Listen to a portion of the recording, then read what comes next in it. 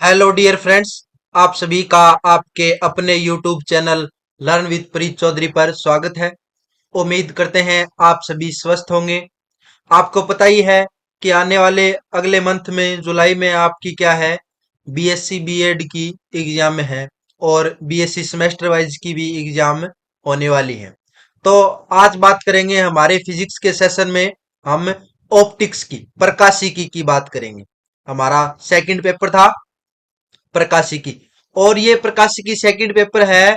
ये ऐसे नहीं है कि आपके क्या है सेमेस्टर के लिए ही यूजफुल है।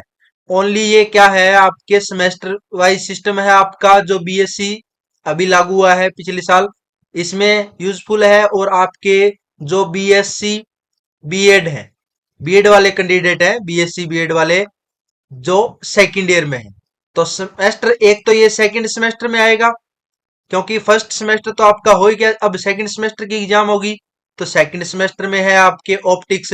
कौन सा पेपर है? Paper number second. Second number paper है ये आपका क्या है, ऑप्टिक्स है उसमें। और नेक्स्ट है आपका, इसमें बीएससी बीएड में भी क्या है, एक पेपर आपका क्या है, बीएससी बीएड सेकंड ईयर में भी आपका ऑप्टिक्स है। तो ऑप्टिक्स प्रकाशिकी है। अब देखो इसमें क्या है, मैं आपको सेमेस्टर सेकंड के हिसाब से आपकी यूनिट वाइज कराऊंगा। ये आपके सेमेस्टर सेकंड का क्या है, सिलेबस है। और आपको बीएससी बीएड में ये यूनिटें आगे पीछे मिल सकती हैं। और कुछ एक टॉपिक जो होंगे नहीं ना, वो मैं अलग से आपको वीडियो के थ्रू अवेलेबल करवा दूंगा।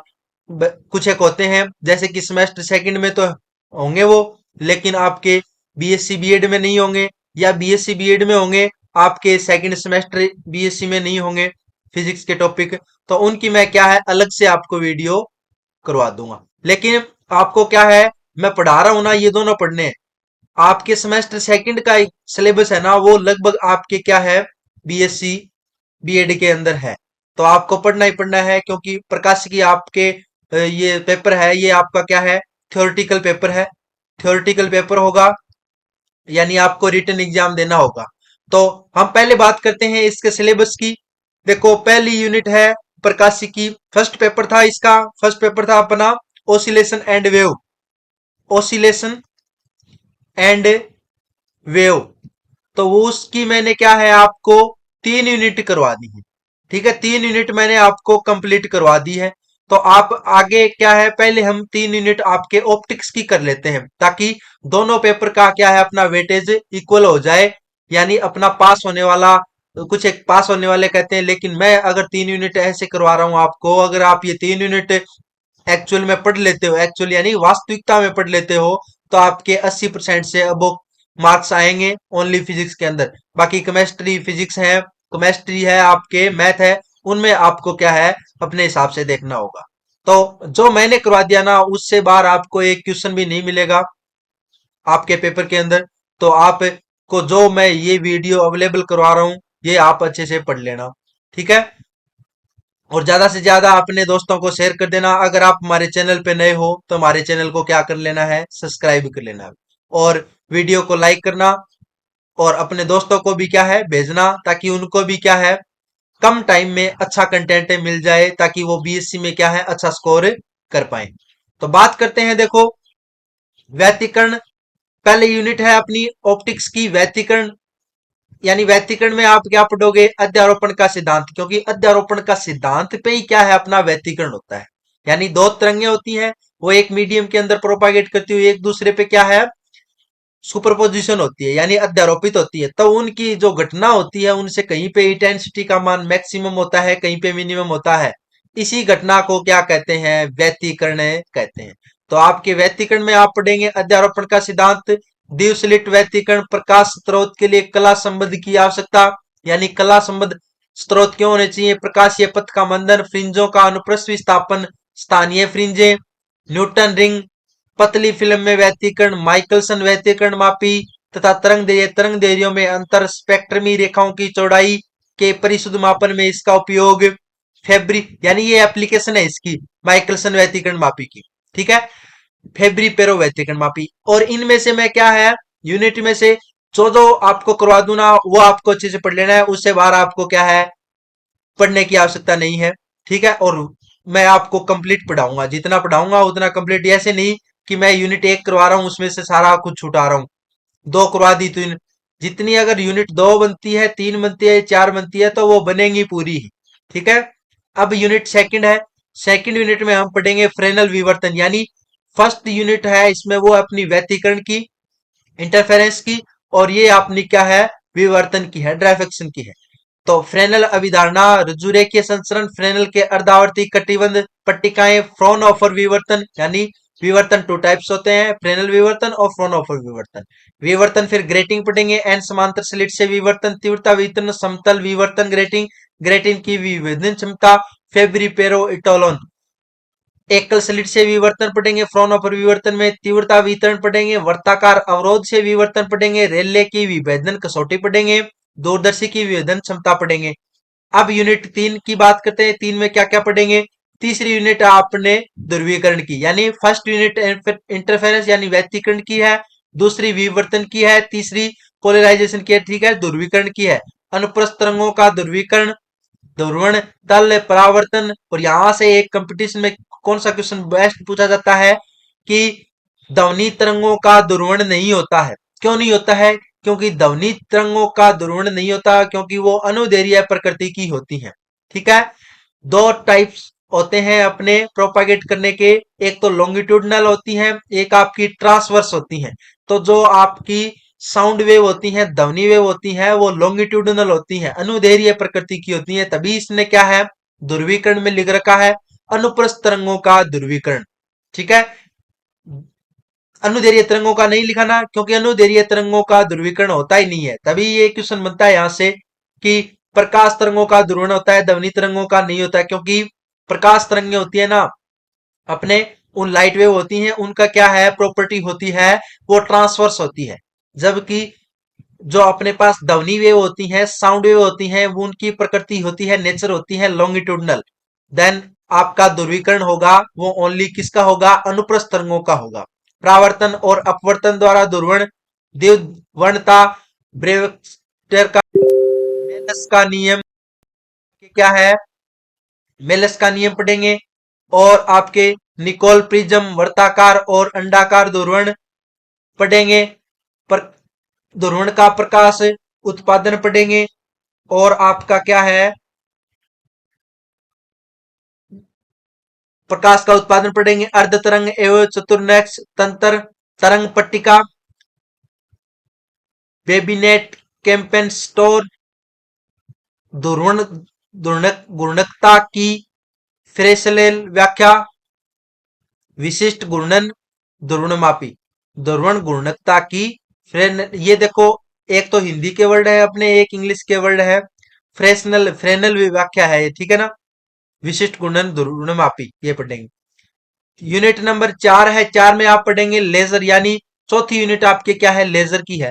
वर्णक्रमी रेखा की शुद्धता, कला संबद्धता, दूरी एवं समय संबद्धता, स्रोत की स्थानिक संबद्धता, आइंस्टीन के ए और बी गुणांक, स्वतंत्र एवं प्रेरित उत्सर्जन, ये सारा कुछ हमें पढ़ेंगे। लेजर प्रक्रिया के लिए शर्तें, कि लेजर काम करती है उसके लिए शर्त क्या होती है, जनसंख्या प्रतिलोमन, रूबी एवं हीलियम नियोन लेजर, ये लेजर के टाइप होते हैं, रूबी लेजर और हीलियम नियोन लेजर। होलोग्रामी, होलोग्रामी जैसे अपने कोई, जैसे आपको ठप्पा बोलते हो ना अपने, ये कोई होता है इस पे होलोग्राम मार्क का बोलते हैं, जिसको बना हुआ होता है उसी को होलोग्राम बोलते हैं। होलोग्रामी फी का सिद्धांत, होलोग्राम बनावट उत्पादन की गणितीय विवेचना। यूनिट नंबर 5 है प्रकाशीय तंतु, प्रकाशित तंतु परिचय सिद्धांत, क्लेडिंग, प्रकाशीय तंतु निकाय, प्रकाशीय तंतु केबल, कुल आंतरिक प्रतिबिंब, प्रकाशीय तंतु द्वारा प्रकाश का प्रसार।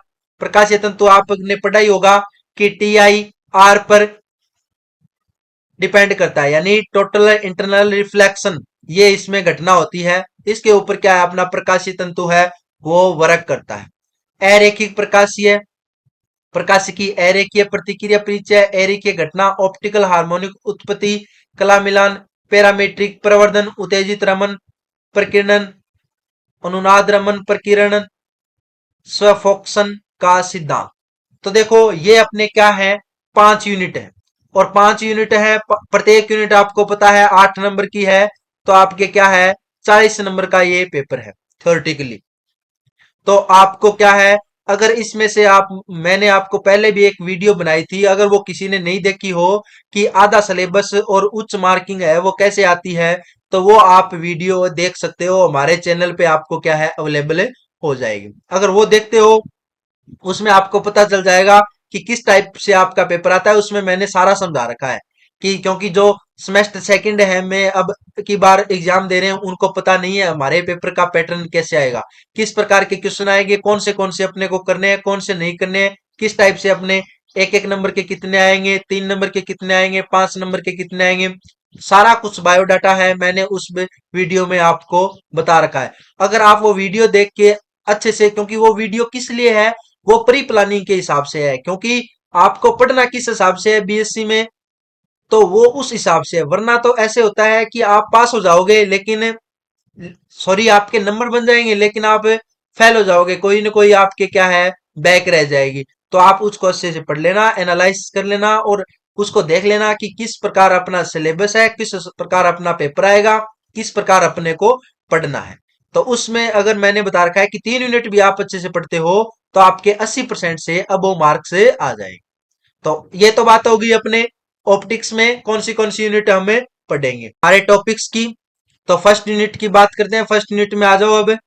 पहला है अपना अध्यारोपण का सिद्धांत। जब दो या दो से अधिक तरंगे एक साथ किसी उपनिश्चित क्षेत्र से गुजरती हैं और किसी बिंदु पर एक साथ विक्षोभ उत्पन्न करती हैं, तो इस बिंदु पर परिणामी विक्षोभ विभिन्न तरंगों के कारण स्वतंत्र रूप से उत्पन्न विक्षोभों के सदिश योग के बराबर होता है। इसे अध्यारोपण सिद्धांत कहते हैं। ठीक है, कि अध्यारोपण का सिद्धांत क्या होता है, सुपरपोजिशन।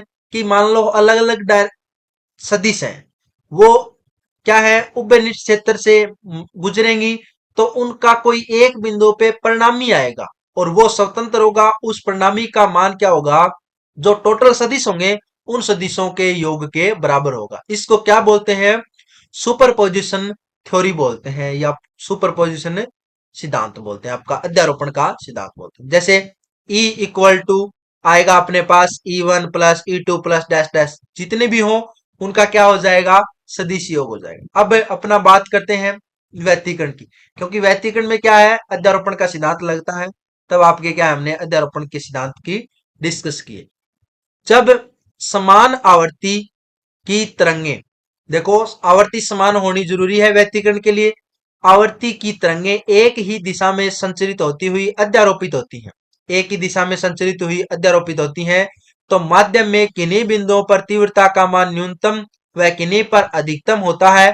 प्रकाश के इस प्रभाव को प्रकाश का व्यतिकरण कहते हैं। ठीक है, यानी व्यतिकरण क्या होगा, जब समान आवर्ती की तरंगे एक ही दिशा में संचरित होती हुई अध्यारोपित होती हैं, तो माध्यम में किन्हीं बिंदुओं पर तीव्रता का मान न्यूनतम किन्हीं पर अधिकतम होता है। प्रकाश के इस प्रभाव को प्रकाश का व्यतिकरण कहते हैं। मान लिया हमने बिंदु प्रकाश स्रोत है S1 व S2 से उत्पन्न, यानी दो बिंदु स्रोत है S1 S2 से उत्पन्न प्रकाश तरंगों की आवर्ती समान है। आयाम E01 ले लिया पहले वाले S1 का और S2 वाले का E02। S1 व S2 से उत्पन्न तरंगों में कलांतर क्या है, फाई है, यानी S1 और S2 से दो तरंगे उत्पन्न हो रही है, वो कोई P बिंदु पे क्या हो रही है, सुपरपोज हो रही है। तो उनके लिए अपने को क्या है व्यतिकरण परिघटना को पढ़ना है कि कहां पे इसका व्यतिकरण प्रतिरूप मैक्सिमा होगा, कहां पे मिनिमा होगा, यानी कहां पे कंस्ट्रक्टिव इंटरफेरेंस होगा, कहां पे डिसकंस्ट्रक्टिव इंटरफेरेंस होगा।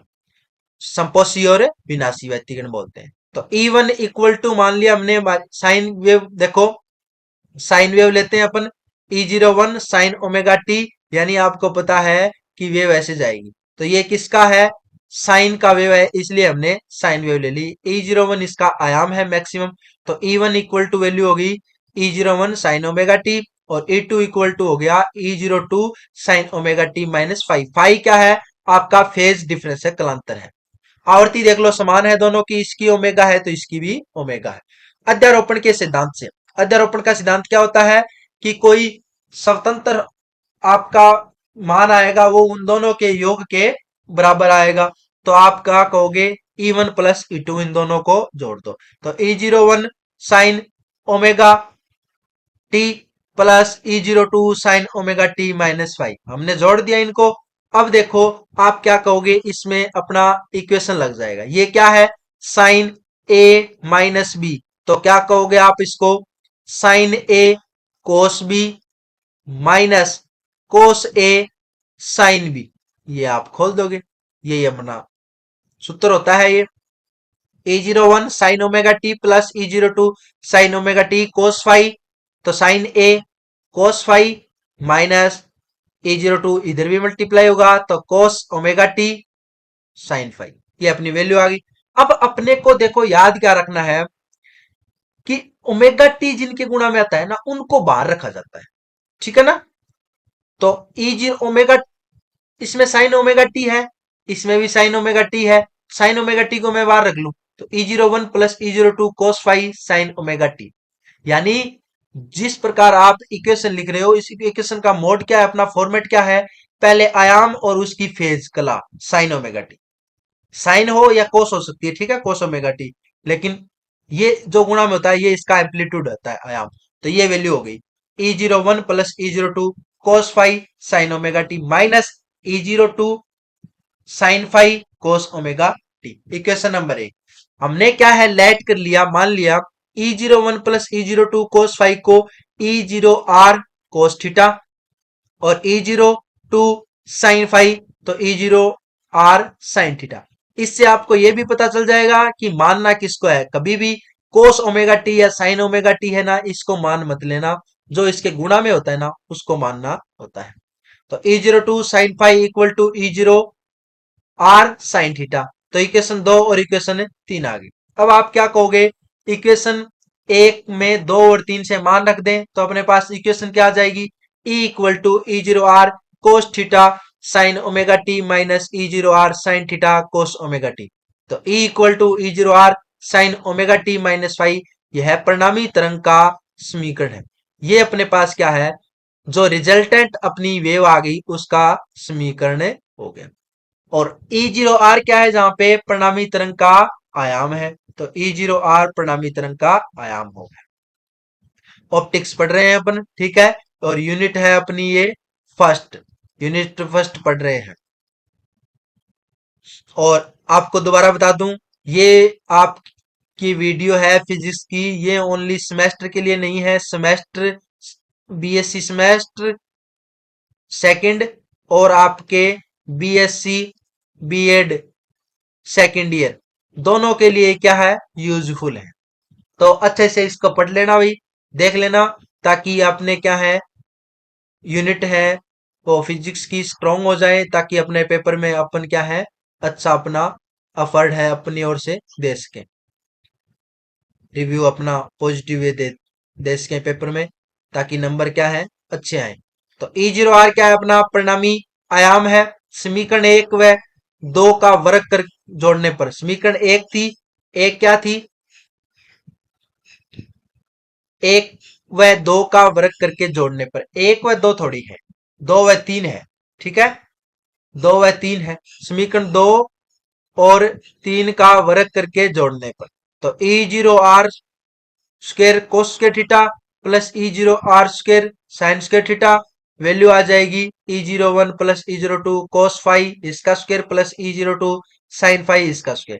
तो यहां से देखो E0R स्क्र है दोनों में, कॉमन ले लिया, sine square theta plus cos square theta equal to value बन गई one, E01 square plus two E02 cos five, यानी 2ab फॉर्मूला लग गया इसमें, A square plus B square plus 2ab plus, ये देखो एक टर्म है ना इसमें से गायब कर दिया आपकी, इसमें वैल्यू क्या आएगी, E01 का square E02 square cos square five plus two E01 E02 cos five, ये वैल्यू आएगी plus E02 square sine square five, तो ये वैल्यू बनेगी अपने पास।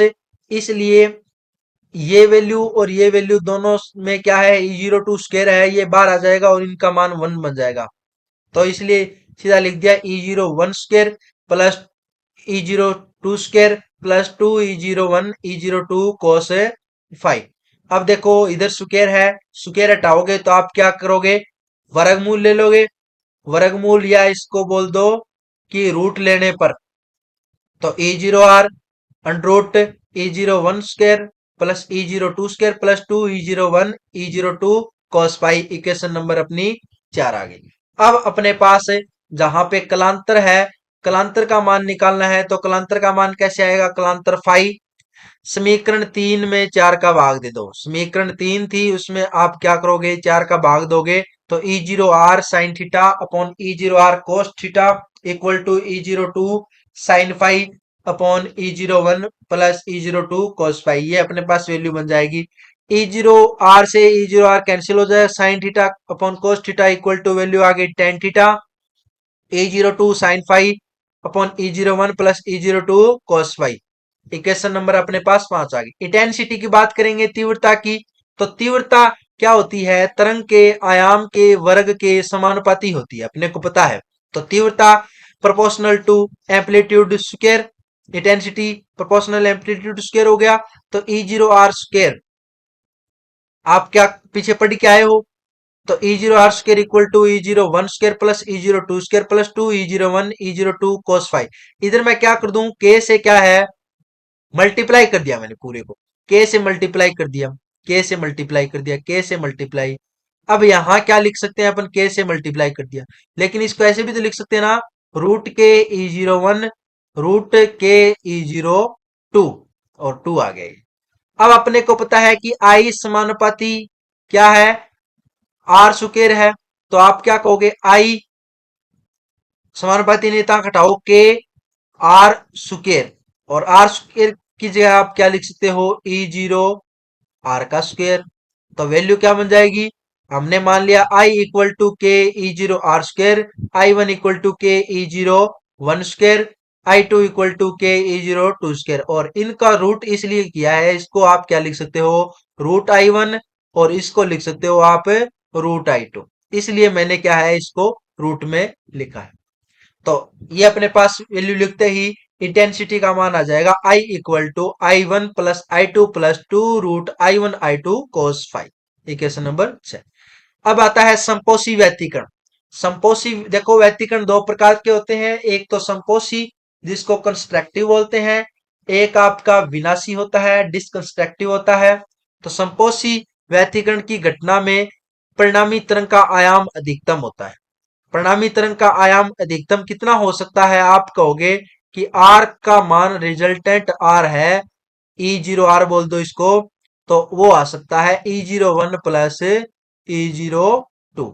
ये वैल्यू अधिकतम आ सकती है, दोनों के योग के बराबर। तो ये कैसे आएगा? जब आप क्या कहोगे कि कोस फाई, फाई का मान, अपने कोस फाई का मान 1 है, तो अंदर वाला स्क्वायर बन जाएगा A square plus B square plus 2AB, ये वैल्यू बनेगी। तो आप कहोगे ए प्लस बी का होल स्क्वायर। स्क्वायर क्या है? रूट से कट जाएगा, तो ए प्लस बी यानी E01 प्लस E02, ये वैल्यू बन जाएगी। तो कोस फाई का मान कितना है? मैक्सिमम 1, अर्थात कोस फाई का मान 1 कहां पे आएगा ये बताओ आप। तो आपको पता है कि फाई का मान अगर 0, 2 पाई, 4 पाई, 2n पाई, यानी पाई का क्या होना चाहिए? समगुणज होना चाहिए। तो वहां पे क्या है, अपने पास वैल्यू क्या है? कोस का मान 1 आता है। ठीक है, तो यहां ये तो हो गया कलांतर। कलांतर की वैल्यू आ गई, तो यहां से पथांतर भी निकाल सकते हो आप। पथांतर और कलांतर में एक रिलेशन होता है, पथांतर इक्वल टू वैल्यू होती है, पथांतर बराबर लेमडा अपॉन 2 पाई, लेमडा अपॉन 2 पाई इंटू कलांतर। ये आपका सूत्र होता है। तो आप क्या कहोगे कि वैल्यू रख दो, जिससे आपको पता चल जाएगा। तो देखो पथांतर, तो लेमडा अपॉन 2 पाई, अब 2n पाई रखोगे तो 2n पाई, यानी 2n से, ये 2 पाई से 2 पाई कट गया, यानी n लेमडा। अपने पास क्या है? पथांतर आ गया, पथांतर n लेमडा आ गया। तो इससे वैल्यू क्या बन जाएगी? देखो कि पथांतर की वैल्यू आ गई अपने पास, पथांतर इक्वल टू n लेमडा, यानी एन का मान 0, 1, 2, 3, तो 0, 0, 1 रखोगे lambda, 2 lambda, 3 lambda, n lambda. ये मैंने आपको पथांतर बता दिया इस प्रकार। तो अपने पास E0R मैक्सिमम कितना आएगा, E01 square plus E02 square plus 2 E01 E02, ये वैल्यू 1 बन गई। यानी ये मैक्सिमम मान आ जाएगा आपका E01 प्लस E02, ये वैल्यू आ जाएगी आपकी E0R मैक्सिमम। ठीक है, रिजल्टेंट वैल्यू। और इंटेंसिटी भी मैक्सिमम आएगी। इंटेंसिटी क्या होती है आपकी, आयाम का सुकेर होती है। तो इधर आप सुकेर करोगे यानी इधर सुकेर करेंगे तो E0R का सुकेर करेंगे तो इधर भी सुकेर हो जाएगा E01 प्लस E02 का सुकेर। यानी इसको लिख सकते हो आप आई मैक्सिमम, और आई मैक्सिमम का मान आ गया E01 प्लस E02 का होल स्केयर। ठीक है। नेक्स्ट है अपना विनाशी व्यतिकरण। तो विनाशी व्यतिकरण की घटना में क्या है, परिणामी तरंग का आयाम न्यूनतम होना चाहिए। न्यूनतम क्या होना चाहिए, आप कहोगे न्यूनतम होने के लिए इसकी कोस फाई का मान होना चाहिए माइनस में। ठीक है, माइनस। आप कहोगे सर न्यूनतम होने के लिए ये जीरो हो सकता है। देखो ये जीरो होते ही क्या हो जाएगा, जीरो होगा ना। तो क्या है, E01 square plus E02 square, zero होते तो ये जीरो हो जाएगा। लेकिन इसमें से घटे और ना मान अपना, तो अपना मान क्या होता है, जीरो होता है। ठीक है। तो फाइव की वैल्यू आप क्या कहोगे कि कितना आना चाहिए, तब आपका क्या होगा, मान है माइनस में जाएगा। माइनस में जाएगा यानी सीधा समझ रहे हो आप, E0R की वैल्यू क्या आनी चाहिए, E01 माइनस E02 आनी चाहिए। ठीक है ना। और ये कब आएगा, जब अपने पास कोस फाई का मान क्या है, -1 आएगा। और -1 आने के लिए आपको पता है कि क्या मान होना चाहिए, पाई। कोस पाई क्या होता है, पाई पे वैल्यू होती है आपकी -1, यानी पाई, 3 पाई, 5 पाई, ये वैल्यू आनी चाहिए। तो ये इसमें 2 लगा रखा है ना, ये गलत लगा रखा है। ठीक है, ये नहीं आएगा। पाई, 3 पाई, 5 पाई, 7 पाई, यानी पाई का क्या होना चाहिए, विषम गुणज। ये बात तो सही लिख रखी है, लेकिन ये 2 नहीं आएगा बटा में। ठीक है। तो पाई, 3 पाई, 5 पाई, डैश डैश 2n+1 पाई, ये अपने पास है वैल्यू हो जाएगी। क्योंकि पाई पे -1, फिर 2 पाई पे क्या है, ये देखो ऐसे चलता है, 0 पाई, 2 पाई, 3 पाई। तो जीरो से चलेगा, पाई पे -1 देगा, फिर 2 पाई पे वापस क्या है, जीरो।